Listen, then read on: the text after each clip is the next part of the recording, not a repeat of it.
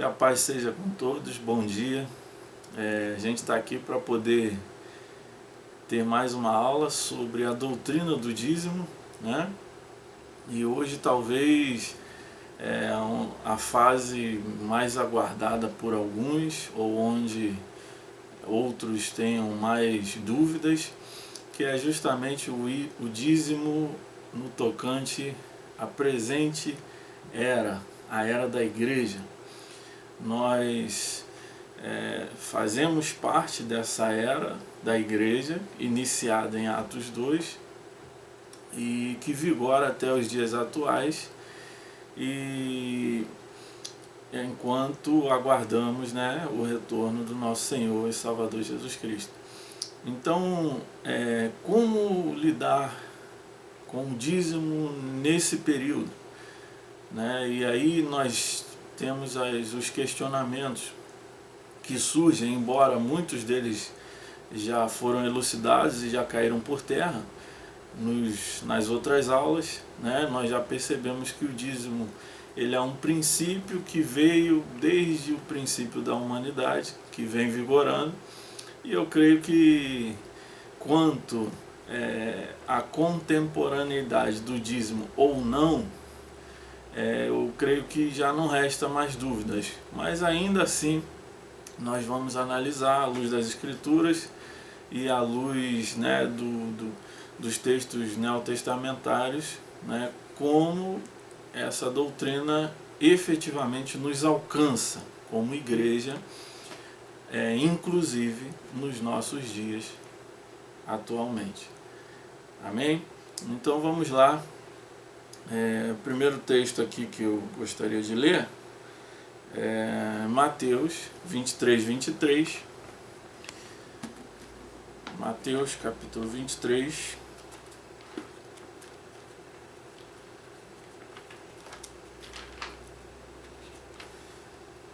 Versículo 23 diz assim: Ai de vós, escribas e fariseus hipócritas, pois que dizimais a hortelã, o endro e o cominho, e desprezais o mais importante da lei, o juízo, a misericórdia e a fé.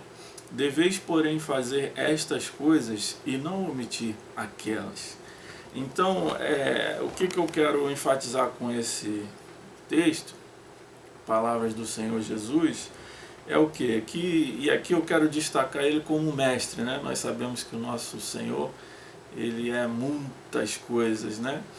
Mas aqui, nos evangelhos especificamente, ele se revela muito como um mestre, como o rabi, aquele que doutrinava, aquele que ensinava. E o mestre, o rabi Jesus, aqui, né, ele não recriminou, observe que ele não recriminou, muito menos aboliu o dízimo. Então esse é um ponto interessante para a gente começar a nossa caminhada aqui neotestamentária.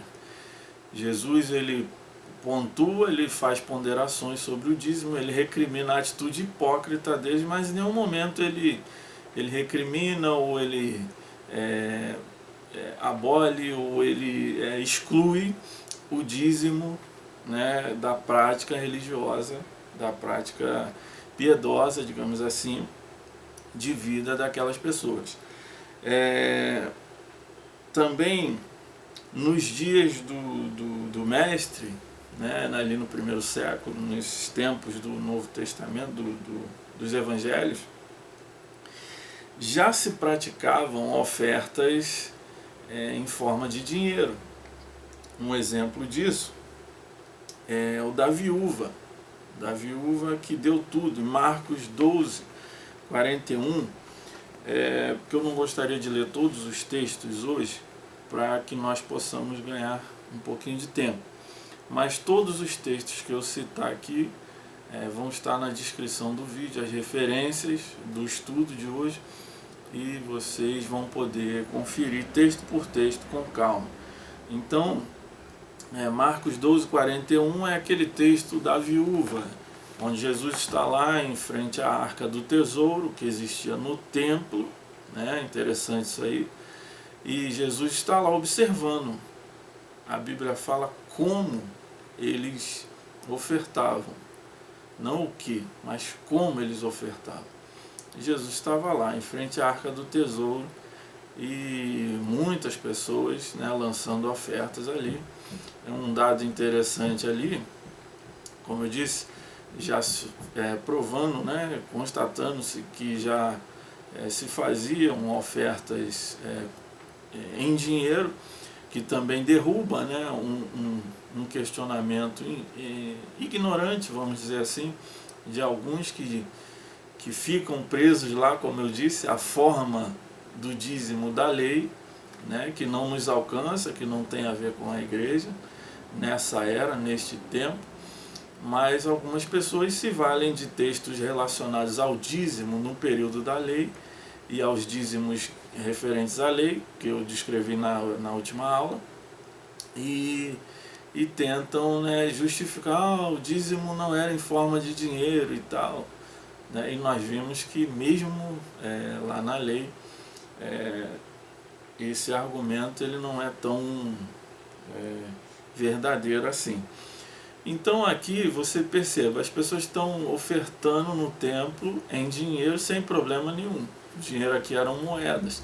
Inclusive é interessante aqui, um dado interessante, não sei se vocês lembram, na última aula tinha um dízimo que eles tinham que comer na presença do Senhor. Eles tinham que se dirigir a Jerusalém e eles é recomendado que eles, caso eles morassem longe, eles vendessem os animais, os frutos, pegassem o dinheiro e fossem até o templo. Inclusive é por isso que no templo existiam havia necessidade de câmbio ali, né, no templo, e de animais ali à venda para que essas pessoas pudessem chegar e comprar. Não se aceitava qualquer moeda no templo porque geralmente cada região tinha sua própria moeda e o templo meio que tinha uma moeda específica, né, para ser usada exclusivamente ali. E também um dos motivos interessantes para isso é que as moedas elas traziam as imagens, né, do imperador e coisas desse tipo. Lembra daquela passagem onde Jesus pergunta de quem é essa efígie, né, e ele fala aquela famosa frase, dai a César o que é de César. Então, por conta disso, né, havia uma aversão por parte dos judeus em que aquele dinheiro fosse usado ali, aquelas moedas, com aquela imagem, porque eles entendiam que aquilo era uma forma de idolatria. Então, a pessoa chegava no templo, fazia esse câmbio do dinheiro dela, digamos assim, ou da região dela, pela moeda do templo, ou se ela trouxesse, se ela quisesse comprar animais também, ela ali compraria os animais, né? Então, por isso existiam cambistas, né? Havia o câmbio ali e havia também animais à venda ali no templo, naquele episódio que Jesus virou as mesas, que é uma outra questão, mas o problema não era o fato de existir aquilo ali, porque aquilo ali já existia há um bom tempo. Então, qual é o ensinamento que a gente traz daqui? Nos dias do mestre já se praticavam ofertas em forma de dinheiro, conforme nós claramente podemos observar.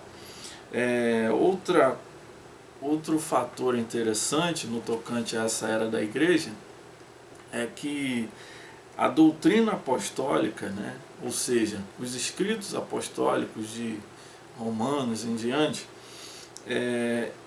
ela ordena a doutrina apostólica que foi dada obviamente por Cristo.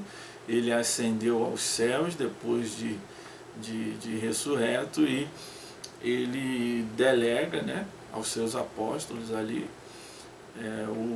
a liderança da igreja, e isso vai sendo passado depois para os presbíteros, os diáconos, etc.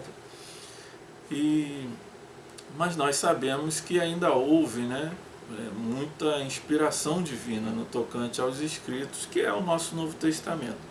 Então, e a doutrina, de forma geral, do Novo Testamento, a doutrina apostólica, ela ordena a liberalidade em favor da igreja. um texto muito conhecido, vale a pena citar aqui, 2 Coríntios capítulo 9. 2 Coríntios capítulo 9,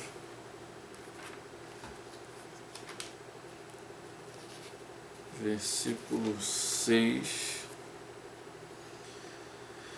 2 Coríntios 9, 6 diz assim: E digo isto, que o que semeia pouco, pouco também ceifará. E o que semeia em abundância ceifará. Cada um contribua segundo propôs no seu coração, não com tristeza ou por necessidade, porque Deus ama ao que dá com alegria. E Deus é poderoso para fazer abundar em vós toda a graça, a fim de que, tendo sempre em tudo toda a suficiência, abundeis em toda boa obra. Conforme está escrito, espalhou, deu aos pobres, a sua justiça permanece para sempre. Ora, aquele que dá a semente ao que semeia, também vos dê pão para comer e multiplique a vossa sementeira, e aumente os frutos da vossa justiça, para que em tudo enriqueçais para toda a beneficência, a qual faz que por nós se deem graças a Deus. Então, observe que os princípios de Deus, como eu venho falando, eles são eternos, eles são atemporais, eles permanecem, né? Muda-se a dispensação, né? Muda-se algumas formas, digamos assim, mas o princípio, a essência, percebam que ela permanece. Nesse texto neotestamentário, né, um texto doutrinário, um texto normativo do apóstolo Paulo, né, nós percebemos assim, como esse texto está impregnado dos princípios revelados também na dispensação da lei e nas anteriores. Né? Por quê? Porque há um misto aqui de quê? De liberalidade, de honra ao Senhor, de obediência, né? E também de justiça. A justiça aqui no sentido assim de amparo, né? Ao próximo, ao necessitado. Então tudo isso que nós já observamos na dispensação da lei. Por quê? Porque não era um mandamento da lei, era e é um princípio eterno de Deus. Então Deus, desde sempre, Ele ordena, Ele instrui o quê? Ao seu povo, aqueles que mantêm aliança com Ele, o quê? Que amparem o próximo, né? Que socorram o necessitado. Isso é um princípio eterno de Deus. Alguém questiona isso? Alguém tem dúvida disso? Alguém fica indagando se isso, não, isso é da lei? Não, é óbvio que não, é um princípio que permanece, um princípio eterno de Deus. Um outro exemplo aqui, e são exemplos que eu estou dando da doutrina apostólica, ela ordenando liberalidade primeiro em favor da igreja, né, da igreja como um todo. Aqui, como nós vimos, dos irmãos de outras igrejas, como era o contexto aqui da oferta em questão que o apóstolo estava arrecadando. Então, outro texto aqui de Gálatas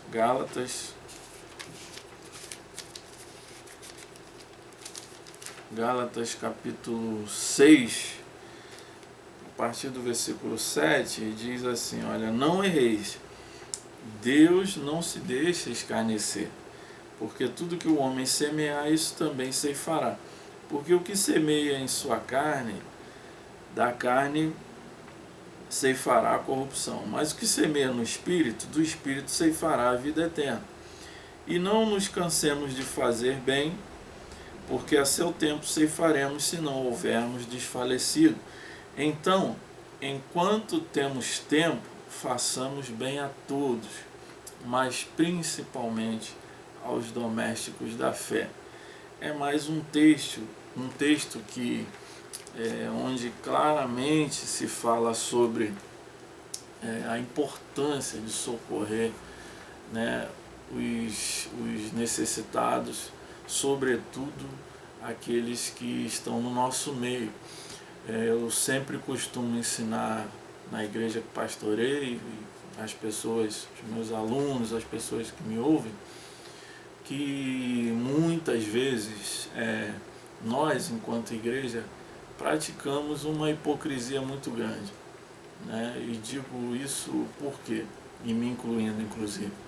Porque muito se fala em ajudar os de fora, né? E isso é correto, é um dever nosso também, cristão, é um dever da igreja também fazer esse tipo de trabalho, de assistência. Contudo, quando há necessitados no nosso meio, ou seja, nos nossos arraiais, nas nossas congregações, e nós estamos efetivamente fazendo o trabalho, assistindo pessoas de fora, isso se torna um grande gesto, um grande ato de hipocrisia, porque a palavra está claramente nos recomendando, principalmente os domésticos da fé. Ou seja, e tem que se restringir a eles? Não, mas primeiramente o que? Eles. É como um pai de família que não que não sustenta a sua própria casa, querer fazer caridade, fazer doações para outras famílias. Faria sentido algo desse tipo? É óbvio que não. Da mesma forma, Deus está instruindo os seus santos, seus servos, a sua igreja, que é devido, né, devemos procurar sim assistir a todos, mas em primeiro lugar, especialmente, os nossos irmãos e irmãs que são corpo, né, de Cristo conosco, e aí sim, posteriormente, avançarmos na direção dos demais necessitados que estão à nossa volta. Então nós observamos o que? Nesses dois textos que eu usei como exemplo aqui, nós observamos claramente o que? Que a doutrina, a essência da doutrina dos apóstolos, ela ordena, né? Não é uma opção, não é assim. Não é, e quando eu digo ordenar, é no sentido normativo, não é imposição, porque no cristianismo, ou em Jesus, no Evangelho de Cristo, nada é por imposição, nada é por obrigação no sentido de imposição ou de se fazer contra a vontade, não existe isso. Agora, uma vez que alguém decida seguir a Cristo, esse alguém sim tem a obrigação, num outro sentido, no sentido de quê? De obediência, de reconhecer, de honrar, de se esforçar a cada dia, de renunciar ao seu próprio eu, suas próprias vontades, em favor da vontade daquele que o chamou, daquele que o recebeu, do nosso Senhor e Salvador Jesus Cristo, né? Sempre enfatizo também nos meus ensinamentos que muitos aceitam, digamos assim, né? Muitos recebem o Salvador, mas nunca receberam o Senhor. Querem o Salvador, querem as benesses da salvação, mas não querem continuar sendo senhores das suas próprias vidas. Fazem o que querem, como querem, inclusive nas finanças administram como querem, enfim. E eu não vejo onde Cristo esteja reinando quando nós agimos dessa maneira. Se Cristo é Senhor, o Senhor ordena, Ele manda e os servos o obedecem. Então, a doutrina do Novo Testamento, ela também ordena o sustento dos mestres da palavra. Mesmo Gálatas 6, no versículo 6, diz assim, e o que é instruído na palavra, reparta de todos os seus bens com aquele que o instrui. Né? É um claro princípio que já existia na dispensação da lei, perceba, a forma era diferente, levava-se dízimo de animais, de frutos para os sacerdotes, né? Que eram aqueles que ensinavam a lei de Deus para as pessoas, e observe aqui no Novo Testamento o mesmo princípio reafirmado de uma maneira um pouco diferente, né? Aquele que é instruído na palavra reparta de todos os seus bens com aquele que o instrui, né? E me diga se não há uma forma de cumprir esse mandamento, essa ordenança, né, esse princípio divino, esse princípio da palavra de Deus, se uma das formas de cumpri-lo não é exatamente contribuindo na igreja local, e obviamente dali vai ser retirado o sustento também pastoral e para as demais pessoas que ali instruem as pessoas, que se dedicam, que se labutam, né? que labutam no serviço ministerial do ensino da palavra. Né? Um outro texto também nós podemos ler, 1 Timóteo capítulo 5. 1 Timóteo 5, capítulo 17. Os presbíteros que governam bem sejam estimados por digno de duplicada honra, principalmente os que trabalham na palavra e na doutrina. Observe, aqui eu faço até uma ressalva, né? E sou pastor, por isso me sinto muito à vontade para falar a respeito.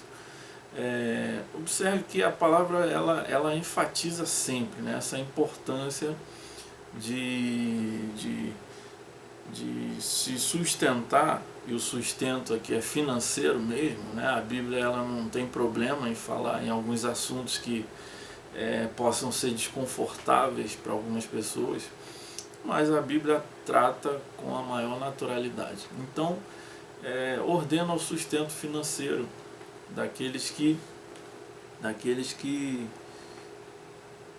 trabalham na palavra, no ensino, que trabalham na palavra e na doutrina. Então, como nós lemos lá, que instruem, né? Ou seja, é o exercício do ministério pastoral. E aí eu faço aqui uma observação, inclusive, trago uma reflexão, que é o seguinte: nos nossos dias, né, houve um empobrecimento do ministério pastoral, um esvaziamento, por assim dizer. Né? Eu não quero entrar aqui no mérito de algumas questões que fogem ao tema aqui proposto na aula, mas o fato é que um pastor, no parâmetro bíblico, no parâmetro da palavra de Deus, ele deve, é um dever, ser um exímio mestre da palavra de Deus. Né?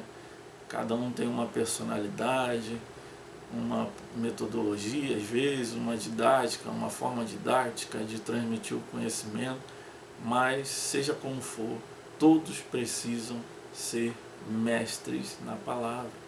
Até porque quem não aprendeu, quem não atingiu esse status, não terá condições, né, de ensinar. É uma questão óbvia, né? É uma conclusão bem óbvia. Então, vale a pena reforçar isso. Então, fica aqui para nós essa observação aí. A Bíblia, o Novo Testamento, ordena o sustento dos mestres da palavra. Por isso, se por um lado é devido o sustento ao pastor, àquele que se dedica ali a ensinar a palavra de Deus, por outro lado, é cobrado dele também o quê? Que se aplique, que se dedique, que se esmere a cada dia em se aperfeiçoar, né, mais e mais no conhecimento de Deus, em primeiro lugar, e da palavra de Deus, para poder transmitir o conhecimento e sendo também exemplo para os demais irmãos. Vamos lá. A Bíblia também no Novo Testamento, esse texto aqui é interessante, vamos ler ele. Hebreus capítulo 7 nos revela o porquê de Abraão ter entregado o dízimo a Melquisedeque. Hebreus capítulo 7, a partir do versículo 1, Hebreus 7, 1 diz assim: porque Melquisedeque porque Melquisedeque, que era rei de Salém, sacerdote do Deus Altíssimo, e que saiu ao encontro de Abraão quando ele regressava da matança dos reis, o abençoou, a quem também Abraão deu o dízimo de tudo. E primeiramente é, por interpretação, rei de justiça, e depois também rei de Salém, que é rei de paz, sem pai, sem mãe, sem genealogia, não tendo princípio de dias nem fim de vida, mas sendo feito semelhante ao Filho de Deus, permanece sacerdote para sempre.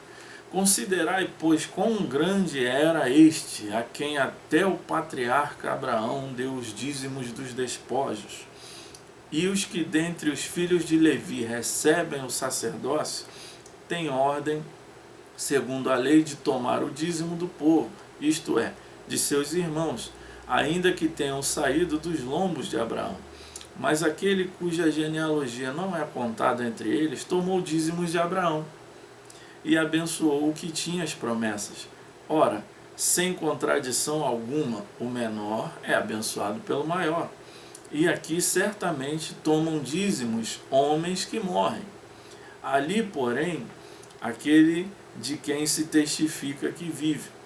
E por assim dizer, por meio de Abraão, até Levi, que recebe dízimos, pagou dízimos, porque ainda ele estava nos lombos de seu pai, quando Melquisedeque lhe saiu ao encontro. A pergunta aqui que fica, a situação aqui do autor, de Hebreus, particularmente, creio o apóstolo Paulo,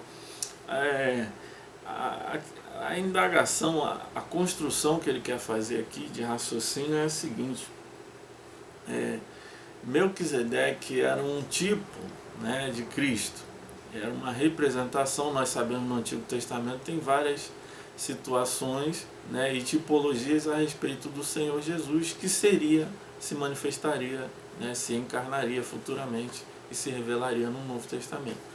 Então, esse Melquisedeque é um tipo de Cristo, um sujeito misterioso que ninguém sabe de onde veio, e já era, antes de Abraão, já conhecia o Deus Altíssimo, não só o conhecia, mas era rei e sacerdote, dali da cidade que era Salém, que depois viria a ser Jerusalém, a cidade santa, a cidade de Deus. Então, esse sujeito, ali ele vem e Abraão paga o dízimo para ele. E aí o autor está falando, olha, o dízimo, em outras palavras aqui, o dízimo não é uma questão da lei, uma mera questão da lei. Por quê? Porque, segundo a lei, quem recebe os dízimos são os descendentes de Levi. Só que os descendentes de Levi ainda estavam dentro de Abraão. Essa expressão nos lombos, ele quer dizer isso. Eles estavam dentro de Abraão, por assim dizer, do patriarca deles, que foi o avô, o bisavô de Levi, confunde um pouquinho às vezes, o bisavô de Levi, que foi filho, um dos 12 filhos de Jacó. Então, segundo a lei, os descendentes desse Levi, filho de Jacó, é quem recebe os dízimos. Mas observe que esse Levi ainda estava dentro do pai Abraão, do patriarca, e ele pagou dízimos a Melquisedeque. E aí ele faz uma sentença assim, impressionante. Ele fala, olha, sem dúvida alguma, o menor é abençoado pelo maior. Ou seja, Melquisedeque era maior do que o patriarca Abraão. Por isso ele o honrou, pagando ali o dízimo. E por isso eu venho enfatizando e ensinando desde a primeira aula que dízimo não se restringe a dinheiro. O dízimo é um princípio eterno de Deus. O dízimo ele tem a ver com obediência, com honra, com reconhecimento, com gratidão a Deus. Observe se não foi essa a atitude de Abraão para com Melquisedeque. Foi exatamente isso. Ele reconheceu ali que era uma manifestação de Deus diante dele, e por isso ele ofereceu o dízimo. Então, uma pergunta interessante que fica para nós é: se Abraão entregou o dízimo a Melquisedeque, seria possível a igreja, né, dos nossos dias, negar o dízimo a Cristo? Porque a Bíblia diz que Cristo é sumo sacerdote, segundo a linhagem de Melquisedeque. Abraão, né, que é o nosso pai na fé, digamos assim, né? Então, se ele não negou o dízimo a Melquisedeque, aquele Melquisedeque lá, histórico, por que nós, enquanto igreja, hoje vamos negar o dízimo a Cristo? Não, não vamos entregar. Parece ser razoável isso? Parece estar de acordo com a palavra e com o ensinamento da palavra de Deus? Particularmente eu penso que não. Cristo é um sacerdote da ordem de Melquisedeque, portanto ele recebe dízimos sim, nos tempos atuais, como aquele recebia. Só que como ele recebe? Nós sabemos que Cristo está no céu, ele recebe em primeiro lugar aqui, no coração, né, de cada um, como eu disse, é um princípio. Ele recebe através de um coração obediente, que o honra, que o reconhece como Senhor e Salvador e que é grato a Ele, né? Essas 4 palavras, elas resumem a essência desse princípio do dízimo. Então, em primeiro lugar, ele recebe assim, dízimos assim.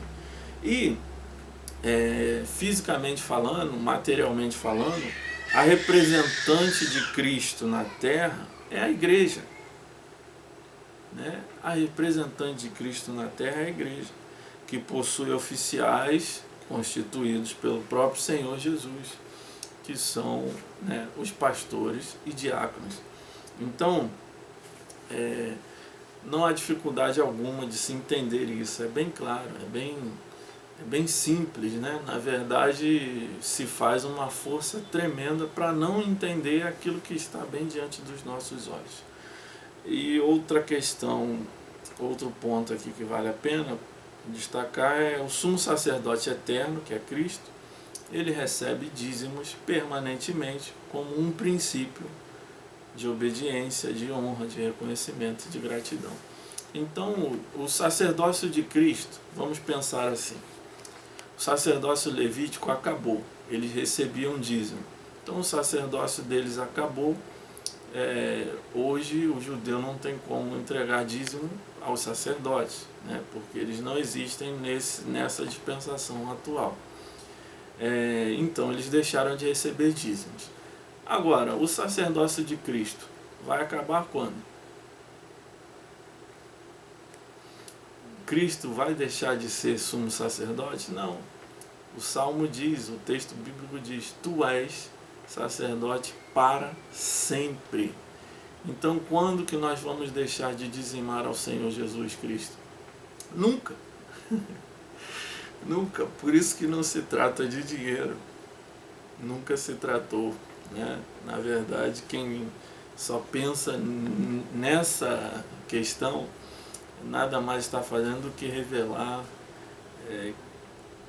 ao Deus a quem serve. Então, vamos lá, que eu preciso falar ainda aqui brevemente da 7ª era, a era milenar.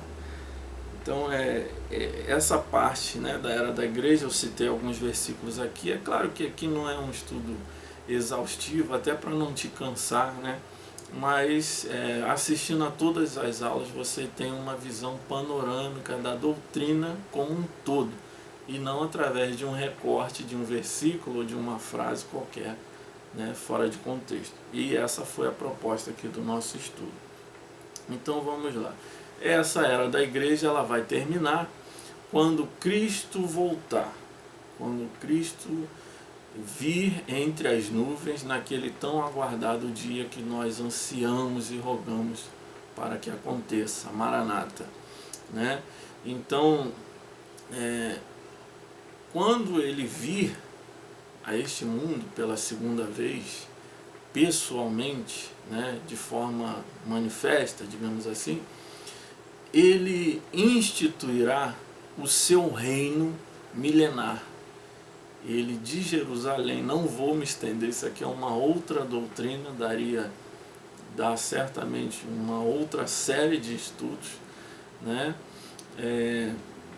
Ele estabelecerá o seu reino, que durará 1000 anos, um reino aqui na terra, um reino terreno, né? Então essa será o que? Quando ele voltar, então, na verdade um pouco antes, né? Mas não quero entrar aqui em questões específicas. Por ocasião do arrebatamento da igreja, finda-se essa sexta dispensação, que é a era da igreja, que nós não sabemos, mas o Senhor Jesus sabe quando será. Então, essa era da igreja, que começou em Atos 12, terminará no arrebatamento da igreja aos céus, né? E aí Cristo virá, né? A igreja irá ao encontro de Cristo, ambos descerão dos céus, e quando ele chegar, ele instituirá a sétima e derradeira dispensação da história da humanidade, que terá essa duração, e nós sabemos porque está na Escritura revelado, de 1000 anos, né? Só o texto base, né? Texto base para isso é Apocalipse 20, versículo 6. Acabei me esquecendo de falar. Apocalipse 20, versículo 6. Bem-aventurado e santo aquele que tem parte na primeira ressurreição. Sobre estes não tem poder a segunda morte, mas serão sacerdotes de Deus e de Cristo, e reinarão com ele 1000 anos. Então, Cristo virá, né, reinar, estabelecer o seu reino, o chamado milênio, o reino milenar, nós chamamos. E nesse período, o que isso tem a ver? O que eu quero enfatizar é que mesmo nessa dispensação, a sétima, a próxima, pós-era da igreja, haverá o quê? Haverá um templo, né? Os textos de Ezequiel, do profeta Ezequiel, a partir do capítulo 43, revelam detalhes de um templo que nunca existiu até os dias presentes, né? E esse templo, ele será o templo que existirá nesse período milenar, no milênio, quando Cristo estabeleceu o seu reino. E nesse tempo, então haverá um templo, Ezequiel 43, 27, haverá um templo onde se oferecerão dízimos e ofertas como um memorial do perfeito sacrifício de Cristo. Nesse Ezequiel 45, Deus pede que seja consagrada a ele uma porção da terra. Também nesse texto profético, são textos proféticos que fazem alusão a esse período do reino de Cristo. E todas as nações da terra subirão a Jerusalém para oferecerem ofertas em honra e reconhecimento ao rei e celebrarem a festa dos tabernáculos. Vou colocar todas as referências na descrição, e aqui eu concluo esse nosso estudo para não me alongar mais, né? E aí qual é a conclusão então dessas nossas, acho que foram 3 aulas na verdade, mas ficou distribuído em 4 vídeos, né? Qual é a conclusão? A conclusão é: o princípio eterno do dízimo, ele foi estabelecido pelo próprio Deus como uma prática a ser obedecida e observada permanentemente. Ao longo das eras mudou-se a forma, sem jamais abrir-se mão da essência e do cumprimento desse princípio. Esse mandamento serve, eu diria, de aferidor para o coração de todos os que se aproximam do Senhor Jesus. Pela maneira como alguém que afirma querer crer em Cristo lida com esse princípio do dízimo, é possível perceber onde está de fato a sua devoção e a sua adoração. Então, essa que é a verdade, né? E aqui eu concluo desejando que vocês tenham sido assim enriquecidos e esclarecidos e aprendido, né, um pouco mais sobre a palavra de Deus. Agradeço a todos que acompanharam esse estudo e te convido a fazer parte aí do nosso canal, né? Estaremos aí em breve colocando mais conteúdo aí. Deus abençoe e fiquem com Deus em nome de Jesus.